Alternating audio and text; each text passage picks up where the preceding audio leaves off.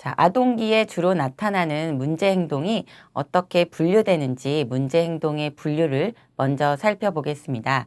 자, 문제 행동은 어떻게 생겨난 것인지 그 원인의 소재에 따라서 크게 두 가지로 나뉘게 됩니다. 자, 우선 일반적으로 타고난 어떤 문제 행동에 대한 요소를 가지고 있는 경우 우리가 이런 것들을 기질적 장애라고 하고요. 이거는 결국에는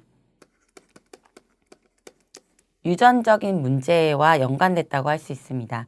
예를 들어 뇌 손상과 같은 대뇌 병리가 행동에 영향을 주는 것으로 환경의 영향이 상대적으로 적고 발달 장애로 일컬어지기도 합니다. 뭐 여기는 어떤 유전자 결함이나 이런 부분들도 여기에 포함이 되겠죠. 대부분 발달 장애라고 일컬어지는 이런 내용들이 여기에 포함이 됩니다.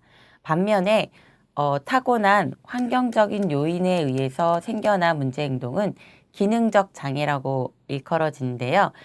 주로 정서 장애라고 이야기하고 그 기질적이거나 선천적 요인에는 큰 결함은 없지만 태어난 이후의 가정의 생활 환경이나 부모의 양육 태도와 같은 그러한 영향으로 인해서 생겨나는 그러한 장애가 바로 기능적 장애에 포함되고 많은 경우 정서장애가 이에 속한다고 할 수 있습니다.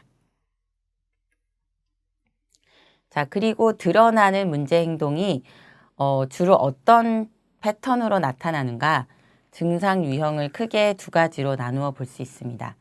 자, 우리가 일반적으로 쉽게 발견하고 누구나 그 아이의 행동을 봤을 때 또래 아이들과 좀 다른데 저 아이가 뭔가 문제가 있는 것 같아 라고 문제를 쉽게 발견할 수 있는 것은 바로 외현화된 장애입니다. 그래서 행동적인 문제를 드러나게 되는데요. 예를 들어 공격적인 행동을 하거나 여러 가지 사회적 규범에 벗어나는 행동을 하는 경우는 그 증상을 쉽게 확인할 수 있습니다. 예를 들어서 주의력 결핍 과잉 행동 장애라고 불리는 ADHD나 또는 성인에게 굉장히 폭언을 하거나 성인의 지시를 따르지 않는 그런 반항성 장애와 같은 행동 장애가 여기에 속한다고 할 수 있습니다. 자, 반면에 잘 드러나지 않는 증상도 있죠. 이것은 내재화된 장애라고 불리는데요. 내재화된 장애는 사실상 특히 영유아기 아동기 시기에는 더더군다나 주변 사람들이 확인하는 것이 쉽지가 않습니다. 그래서 예를 들어서 굉장히 위축된 그런 모습을 보이거나 또는 굉장히 불안감이 높거나 공포감이 극도로 높은 경우, 그래서 스스로 고통을 받는 경우로 불안장애와 같은 증상이 여기에 해당되고, 혹은 기분장애, 우리가 흔히 우울증이라고 하는 이런 기분장애와 같은 것들도 행동적으로 드러나는 게 잘 되지 않기 때문에 사실 이 증상을 발견하는 것이 상대적으로 쉽지 않습니다.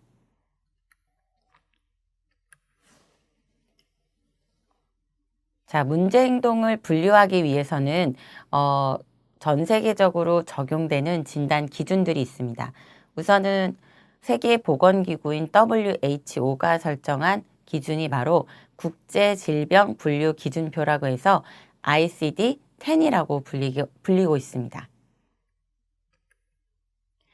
자, 그 다음에 전 세계적으로 가장 많이 활용되고 있는 진단 기준은 미국의 정신의학회에서 만든 기준표이고 DSM이라고 하고요. 이게 전반적인 시리즈가 계속해서 몇 년에 한 번씩 그 수정 보완이 되고 있습니다. 현재는 DSM-5, 5번째 개정판이고요.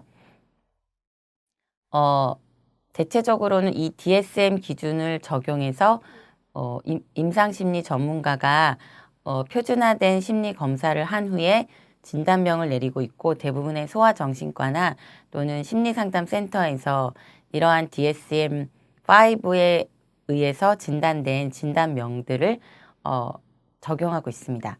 그래서 정신장애에 대해서 DSM-5가 내린 정의를 살펴보면 개인에게 발생되는 임상적으로 중요한 행동적,